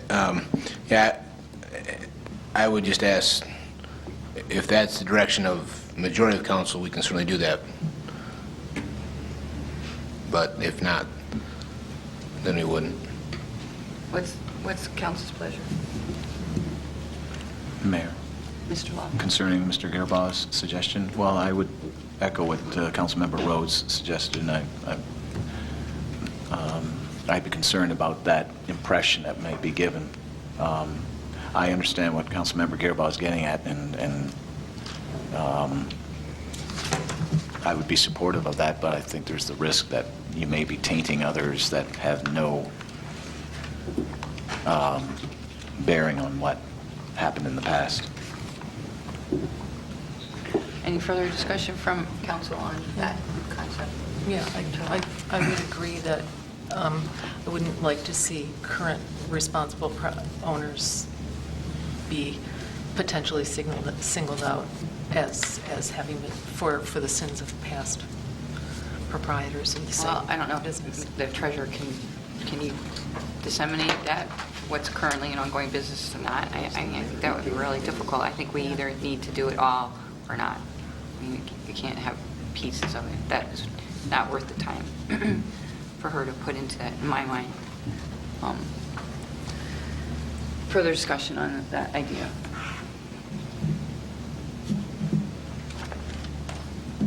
Okay, well, I don't really have a consensus yet. Well, I think it's a waste of time. I wouldn't have the treasurer or her subordinate staff spend any time with it. I agree with what Mr. Rhodes said, and I don't see the merit. Mr. Ivey. Yeah, I'm leaning in that direction also. I don't see, Mr. Gearbach makes a pretty good point, but we know who they are. And what's the intent of publishing this on a website or elsewhere? I don't get it. We talk about transparency, and that's one of the things that we provide out to the public of what's actually occurring. But since these are so old, I'd rather see more current delinquent ones because they could infect stuff. But it's council's decision. Yeah. Okay, so right now we have a motion on the floor to authorize the write-off of delinquent property taxes. Is there further discussion on the motion? All in favor, say aye. Aye. Opposed? Motion carries. Thank you very much, Ms. Bennett. Item 1184, which we removed from the consent agenda, is a motion to approve and adopt Mayor Driscoll's proclamation for the 20th anniversary of the Saline Recreation Center. So, as you all were made aware, I believe, maybe last council meeting, we have a very exciting weekend coming up here shortly, and I wanted to make sure that we had a chance to talk about, which is why I thought we should pull it off the consent agenda, and I see Carla was planning on talking about it anyhow, so do your thing. All right. Well, thank you. June 19th, 1991, we had a ribbon cutting for a brand new community recreation center. And June 19th, 2011, 20 years later, we're going to have another big hoopla celebration, and everyone is invited to this. And actually, we've made this into a whole weekend celebration. We didn't want to just focus on one day, but we have a whole weekend of events planned to help celebrate this 20-year milestone. And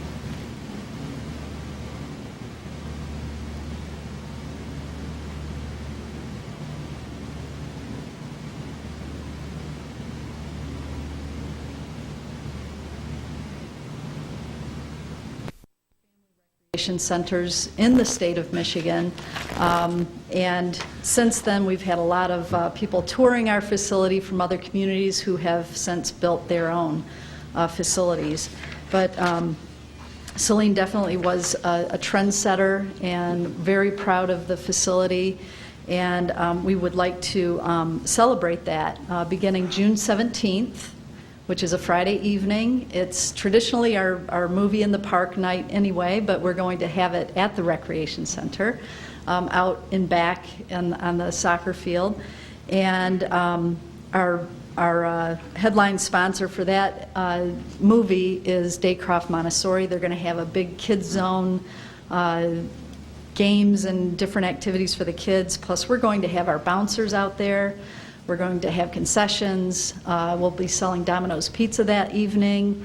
We're going to have sandcastle building and just tons of things. In fact, the Environmental Commission is going to have their tent out to help recycle all of the recyclables that evening. We're really excited about it. And the beauty of it is that if we do have rain, knock on wood that we don't, we're just going to move right inside into the facility. So we're really excited about featuring some of the outdoor amenities that we have at the Recreation Center. And then on Saturday, June 18th, we're going to have a luau pool party, which is going to feature our aquatic center, and it's going to be from 3 to 6 p.m. And the big draw for that day, we're going to have a live mermaid. A real live mermaid is coming to the building, and it's not me. Going to be swimming around and swimming with a lot of the kids, and we'll have photo opportunities. Plus, our firefighters are going to be there to grill hot dogs, free hot dogs for everyone. We're going to have lots of different games, Foursquare tournament, limbo contest, of course, other yard games, and 212 Art Center is going to be there to help do face paintings and sidewalk art, and just lots of fun activities in the pool for that day. And on Sunday, which is the actual 20-year anniversary day, we're going to have a large open house of free admission for everyone, lots of sample fitness classes to take, kids activities in the gym, minute to win it contests for adults and for kids, and of course a ceremonial ribbon cutting, cake reception between 1 and 2, which I'm hoping everyone can join us for that. And in addition, we're going to have lots of activities and fun things for everyone. We have special gifts for the first 150 people for each event. We have special gifts for them, and I'm not going to tell you what it is, but it's fabulous, so you have to be there. And I'm just really excited about this, and extremely proud of my staff for organizing this big event, and other staff members. Diane has helped us, and former council people and former mayors and former staff have all kind of pitched in to try to make this event an extra special one. So we're really excited about that, and hope everyone can make it. So Great, thanks. We're excited to be there. good. Okay, so we have a motion to approve and adopt a proclamation. No, we don't have a mover yet, do we? Nope. So moved. Move Tahar and a second Rhodes. Actually, Girwa. Oh, I'm sorry. Wow, that was a big mistake. So move Gearbox, second Rhodes. Discussion. I just wanted to commend staff for being creative and really putting a lot of forethought into this, and doing I think it's very creative way you're using numbers and doing the build-up and everything, and I'm sure it'll be very well received in the community. So thank you for all your work on that, because I know you already have a ton of stuff, just normal day-to-day getting ready for summer camp and all that other stuff. So all in favor to approve and adopt, say aye. Aye. Opposed? Motion carries. And finally, item 1188 is a motion to approve and adopt the letter of recognition to Diane Hill for 40 years of exemplary service as city clerk for the citizens of Saline. Do we have So a motion? moved. Actually, I think we should do roll call.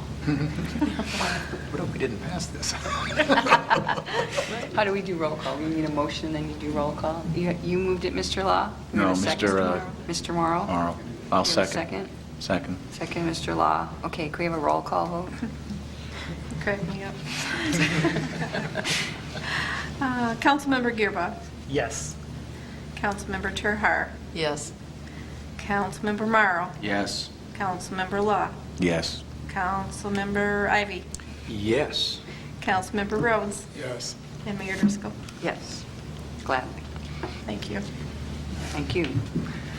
Motion carried.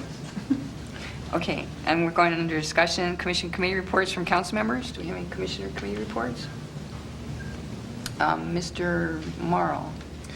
Thank you, Mayor. I have two. The first of which is the Saline Fire Board, or the Saline Area Fire Board, I should say. We met last Wednesday at the fire hall, and two major things came out of that meeting. The first of which is that the fire board unanimously instructed staff to move forward with transferring our workman's comp contract from a private firm, and we're going to go with Michigan Municipal League, which I'm sure as many of you know, and those in the public may be aware, Michigan Municipal League has a stellar reputation of providing workman's comp insurance for municipalities and other units of government. This will result in significant cost savings to the Saline Area Fire Department, and I think overall it was just an outstanding decision. We also received a quote from the Michigan Townships Association, which also recently got into the business of providing township governments and other units of government, I guess, with workman's comp insurance. So I'll be able to give you a better update on that after our next fire board meeting.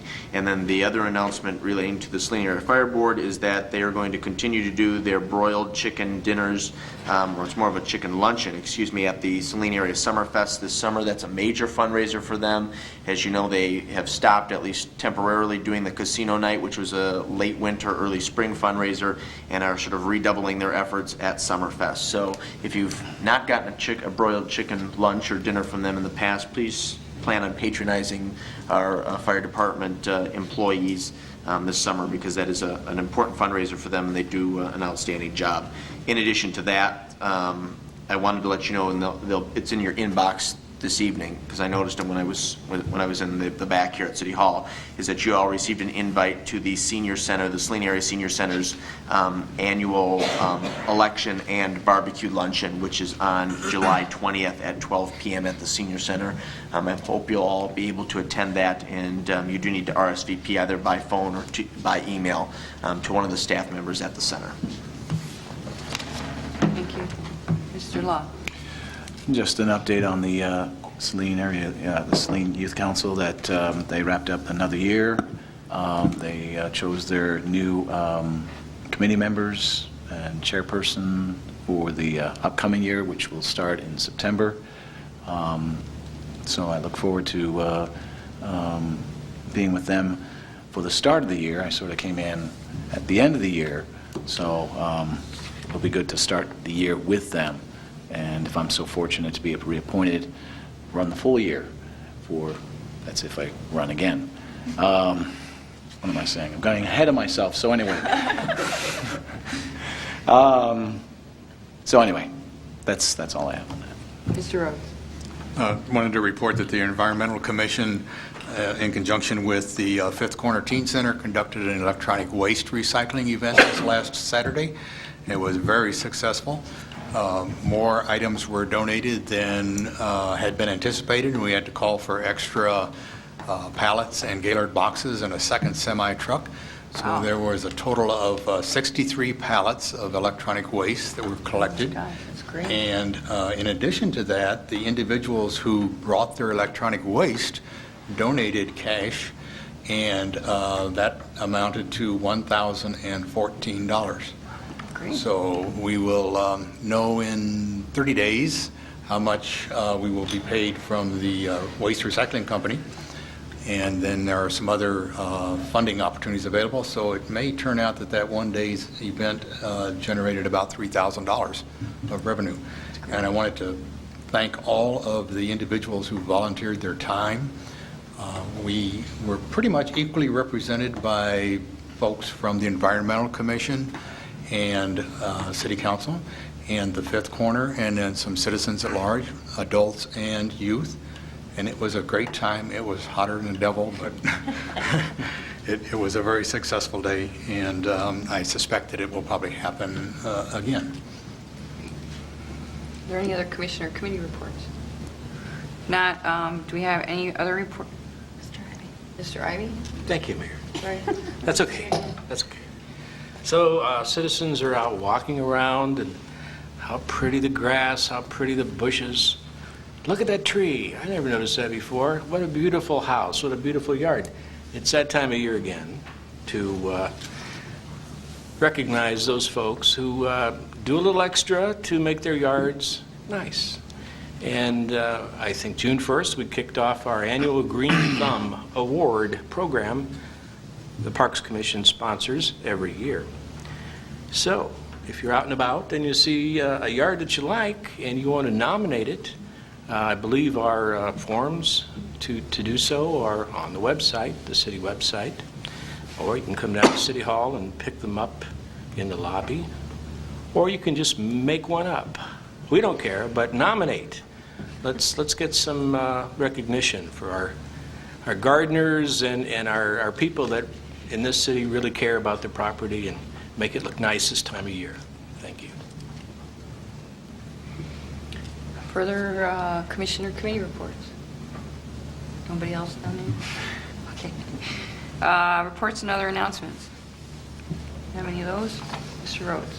I'll just mention that I have information from the current Saline Leadership Institute class, but given the time this evening, I'll pass on that and bring it back to the next council meeting. And I wanted to, I got an SAATA people to come back. I talked to talk a little bit about it, to talk about the governance process, the next steps for that long-range plan that they're talking about implementing in the county. So I'm hoping that we'll have a work session. You haven't heard anything from them, have you? Either the 20th or the 11th. So, any other reports or announcements? If not, on your packet, you got some flyers. Todd and I met and we're talking about some of the information, and of course I put mine in a safe place. So I did give some, we did compile some of the stuff, and I guess the biggest thing, one of the really, and I will hand out, I think I passed out some of the stuff. We talked a lot about exporting and how that has been really identified as a major opportunity. The biggest thing that really, for me personally, was it's very clear that there's a very aggressive, the communities that are successful in economic development are very proactive.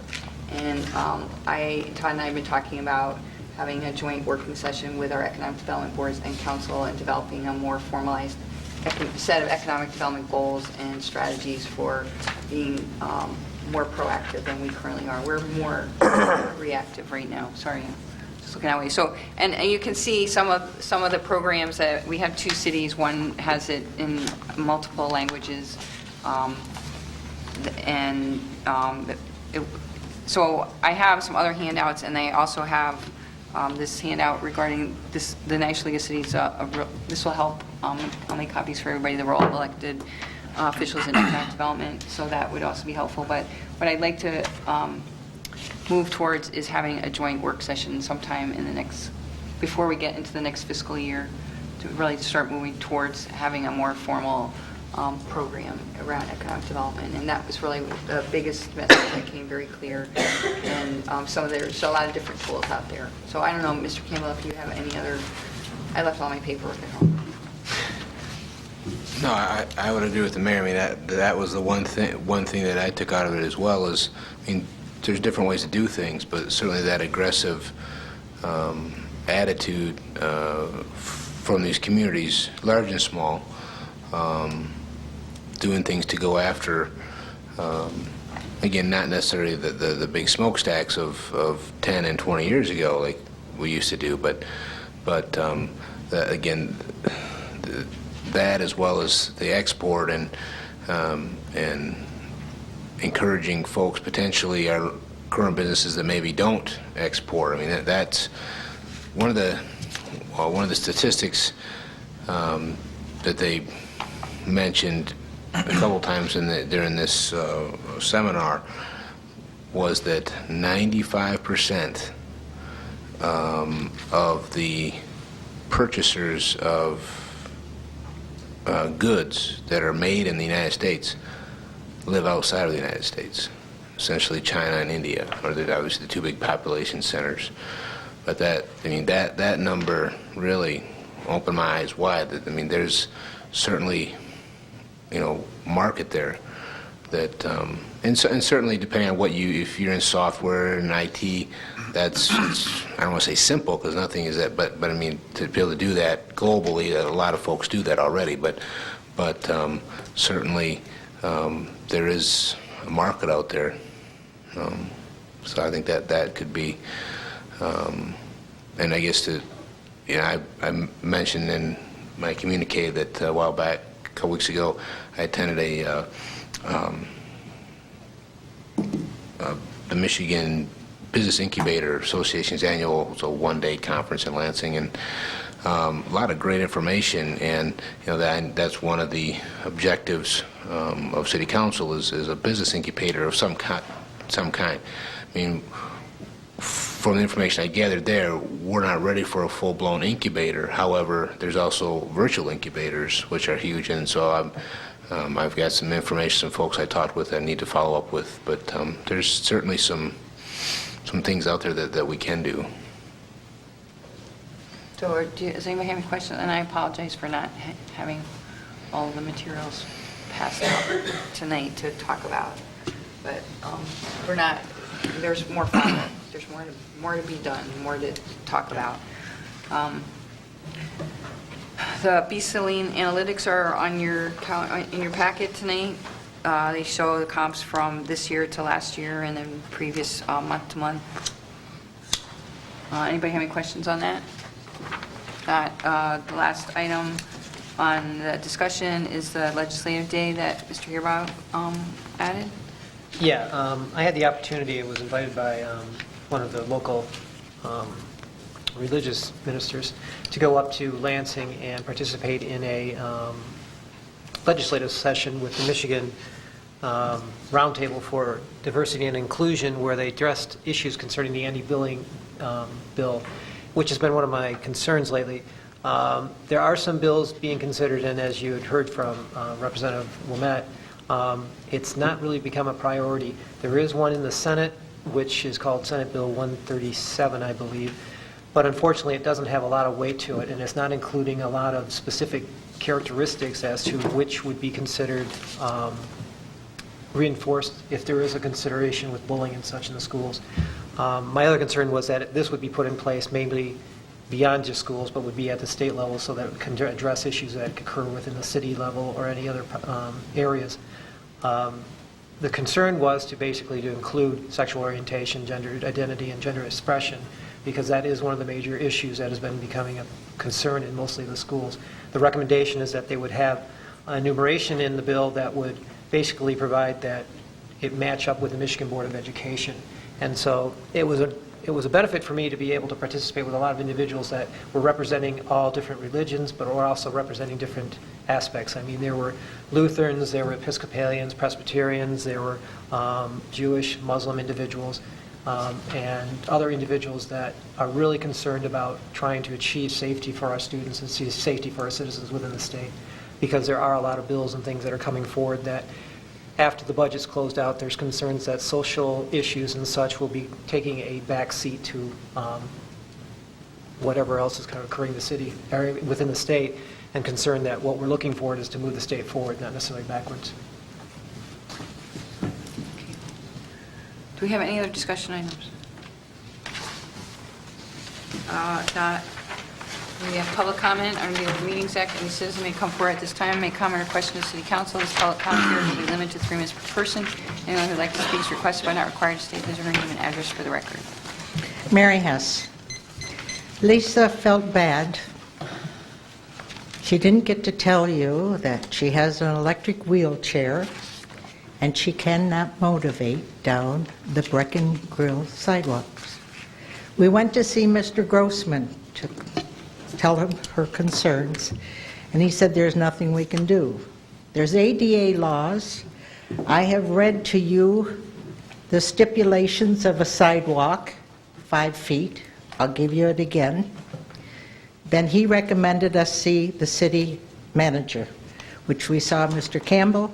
Mr. Campbell said this would be up to the council and it was a yearly obligation.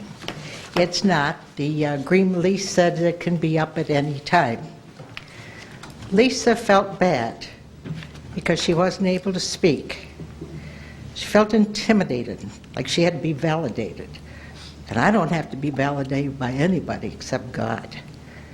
I think as far as diabetics have to eat at a certain time. So if you notice, I'm here alone. But I'm still representing those that thank God I can walk. And it is your obligation to make, as you have had in your strategy plan, the City Council, Saline City Council has always had communication as a top priority. You also have, as far as sidewalks for a walkable community. You've got all kinds of paperwork here, the turnstile, how wonderful it is walkable. We have the lady that said about the paths, and it was on the agenda. It was on the agenda as far as the Planning Commission, so I was not out of line. I was there for 2 other people specifically. I can stay forever, but I do apologize on their behalf that they weren't able to speak. Thank you. Thank you.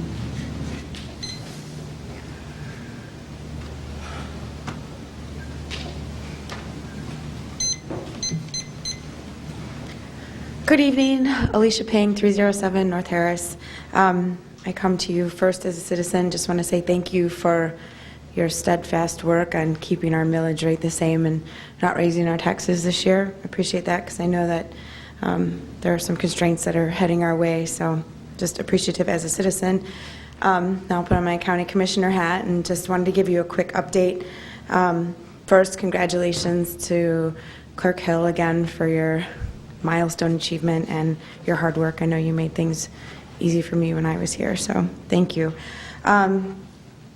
Just like the city, the millage rate was passed at our last county Board of Commissioners meeting, and that's going to stay the same, 5.43, so you'll see no change in that. So I think with the exception of maybe some special millages in individual areas, the city won't see any change from obviously the city or the county. We do have some challenges. We're still looking to find about $18 million that we're going to fall short for the 2012-2013 budget. It also looks like we're going to have to make additional contributions to our pensions so that we can maintain our bond rating and not have an excess of unfunded liabilities. But Some good news is I wanted to meet maybe with Councilmember Rhodes. I met with the county, I'm sorry, I'm a little bit tired now. I met with the County Water Resource Commissioner, Janice Bobrin, and she wasn't aware that we even had an environmental commission.